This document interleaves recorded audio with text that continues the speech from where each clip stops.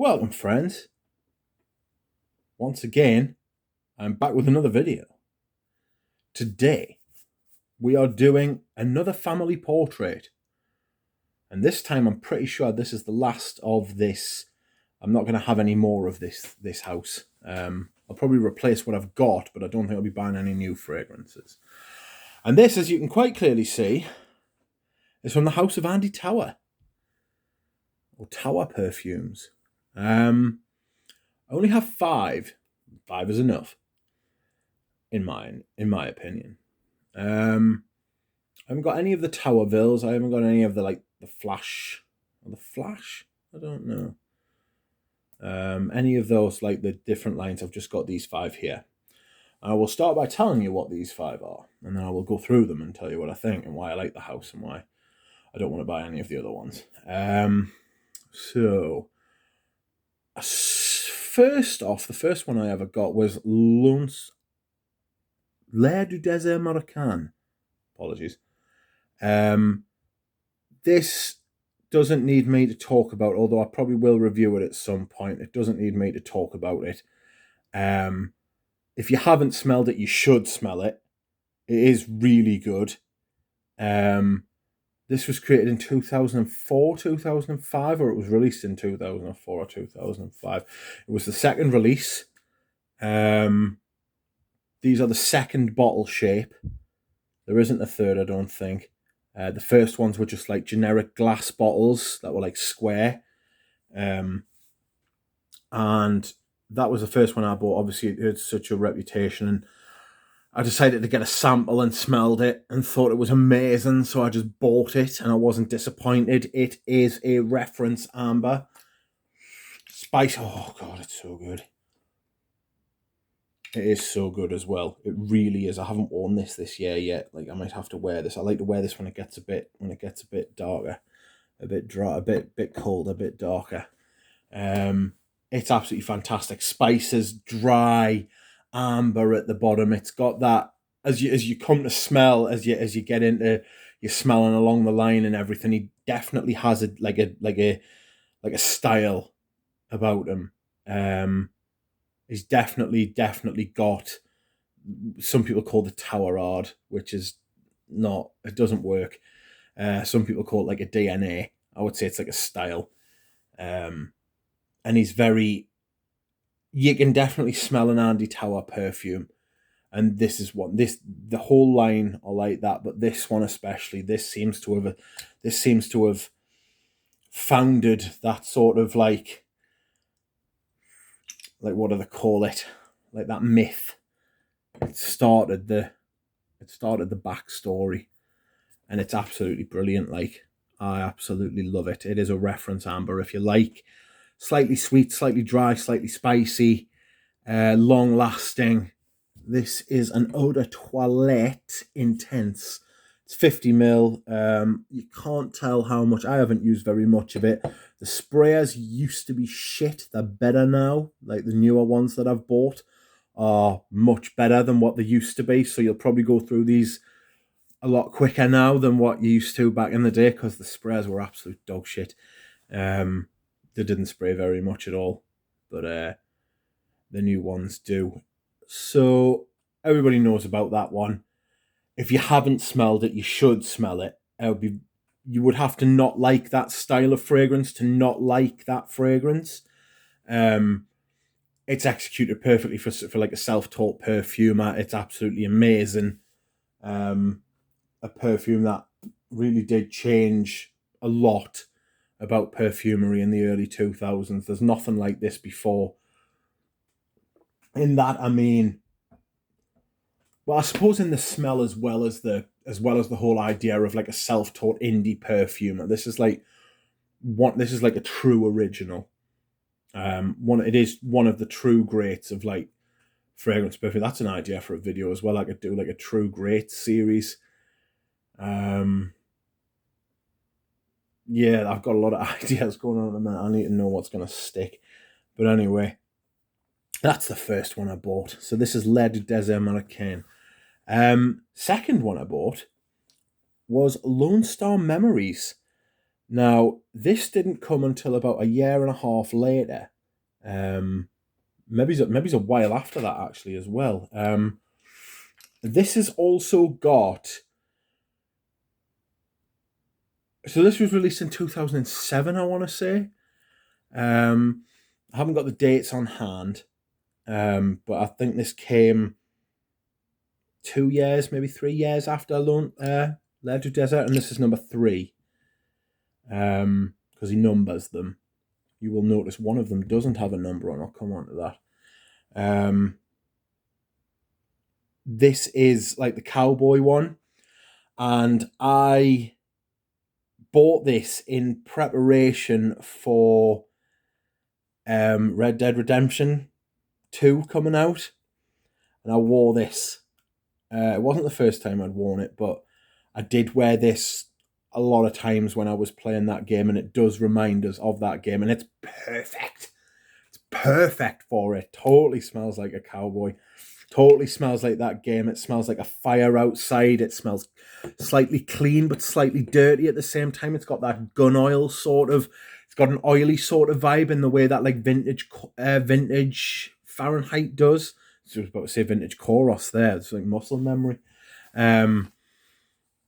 It's got vetiver. It's got leather. Which when I've got this theory that whenever you put vetiver and leather together, that it smells like it smells like clean. Like it's got that Gucci Guilty Absolute's got vetiver and leather as two of the main notes. Like it's got that cleanliness sort of vibe. And it seems to do that, and it does that in this perfume. If you're a gamer and you like Red Dead, spray this on and play it, and just perfect. And it's an absolutely fantastic fragrance on its own merit as well. It's a little bit smoky, and it's again nuclear performance. This is just an eau de toilette. That's an eau de toilette intense. That's an eau de toilette. Absolutely love it. I might have to wear that this week as well. So yes, the next one I bought was this one. And this is Au Cours du Désert. This is an extrait de parfum. Now, I'm not sure exactly what the concentration is, but this is an interesting one. Because I've got another one that's like this as well. This is a sequel. This is a sequel to Lair du Désert Marocain. This doesn't have a number on. I think he might have stopped doing that. But that's more of an amber, so it obviously means in the heart of the desert. Or the heart of the desert. And it's an amber without the spices. It's sort of like Lair du Désert Marocain without the whole idea of the air of the desert and it carrying like whiffs of like the Spice Bazaar like through the desert. Like, so this is a perfume of the desert that's not near a town or near a market. This is much drier. It's much more ambery. It's much, I don't want to say it's warmer. It's thicker. It's more like a cloud. But obviously you don't get many clouds in the desert. But imagine like a sandstorm, like a cloud of sand. It's absolutely lovely. It's very rich and very dense. I haven't worn this one very many times because it's so nice. I say it's so nice. It might be more beautiful than it is like nice, if you know what I mean. It's a lovely fragrance. It's very rich. It's very thick. It's very dense. Very ambery. And it's you will know what I mean when you smell it. It's hard to describe how these two are related, but they definitely are related. Yeah, and that's a bit extra money as well. I think that's an extra £40 or something, £35, £40. So the concentration's obviously a lot thicker. We'll move on to the next one. Now, the next one is the one without a label, and that's because the label came in it was like a tag around the side. And this one is called Lonesome Rider. And this is the sequel to Lone Star Memories. Lonesome Rider is not available anymore. And I must have got the last bottle in all of Europe. I bought it off a Portuguese man called Ricardo from Embassy Perfumes in Porto. This was before Brexit. And it was one of the last perfumes I bought off him. I've bought a few perfumes off him. He's a good lad. Zhao put us onto him. Zhao from Scented Moments. Yeah, buddy.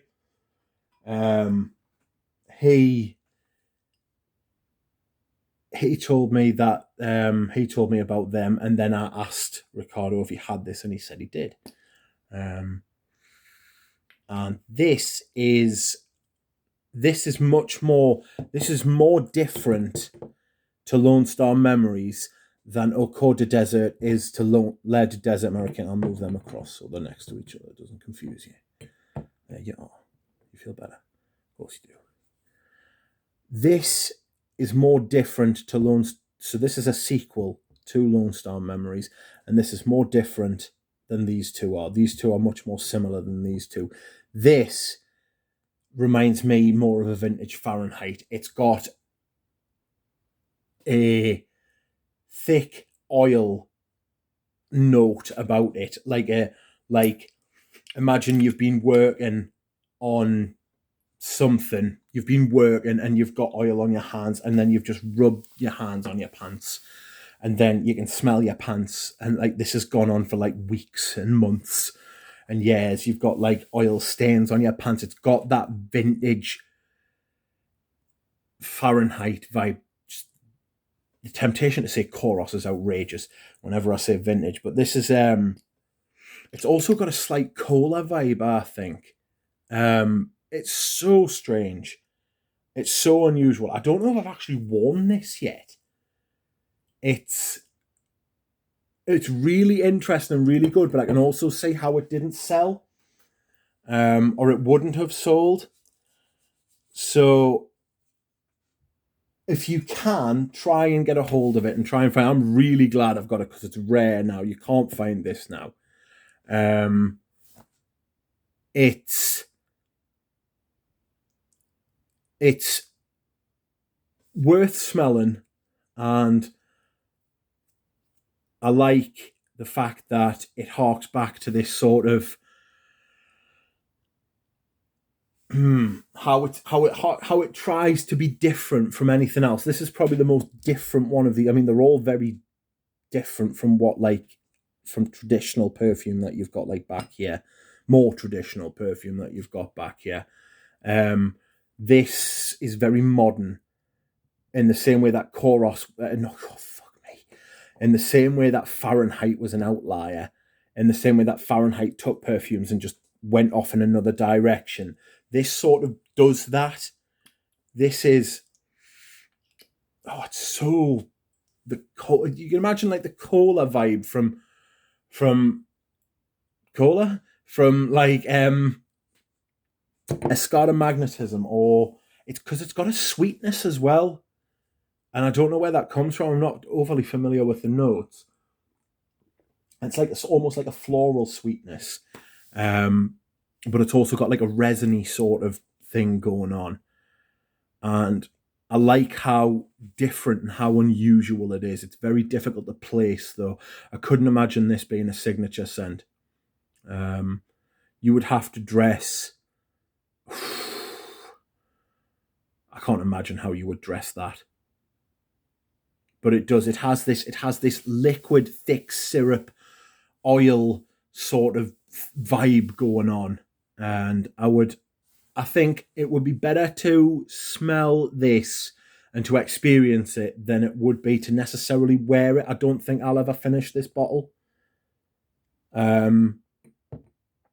Because it is very different and strange and like in that modern sort of way. I don't know when this was released, But I do know it's discontinued, and I know that it doesn't surprise us that it is gone. And I'll stop talking about it because I feel like I'm trying to work it out as I'm talking, which isn't a very good idea. Not when you're talking about something that you should know about. And this is my last purchase of Tower, and this is number 6. So I've got 2, 3, 6, and then the other two don't have numbers. This is Incense Rose. It's nice that you can tell it's a rose perfume because it's got a little pink sticker on, which of course means that it is a rose perfume. This is basically Incense Extreme with the incense toned down a bit and then replaced with some rose. It smells like you've been walking across a huge rock all day. Just imagine a solid rock that just stretches out for as far as you can see, and it's been bleached by the sun. There's no life around, just you, and you're wilting in the sun and you're struggling, and you've got the horizon stretched out ahead of you, and you can see it, like, that watery sort of vibe. I forget what it's called now. When there's like heat, and then like all of a sudden you just come across a rose, just one rose, a very lush, wet rose, and that's what this smells like. It's incredibly dry, like Incense Extreme, and then it's got this outrageous little wet rose in there. And like the rose has got like water like dripping off it. It's not like a fountain, but it's exuding its own wetness. That makes sense. It's like it's producing its own moisture. So yeah, it's a fantastic perfume. I need to wear this more, actually. This I think you could wear in the spring and summer as well. It's very clever how he's done it. It almost reminds me of a Jean-Claude Ellena fragrance in the way that it's literally like 2 notes bolted together, incense and rose. So it doesn't feel like there's much else going on there. I don't get much of anything else there. It's very interesting. It's very good. And I was going to buy Incense Extreme, but it's a little bit too extreme. It's a little bit too pure. It's a little bit too pure incense. Very different. Very dry.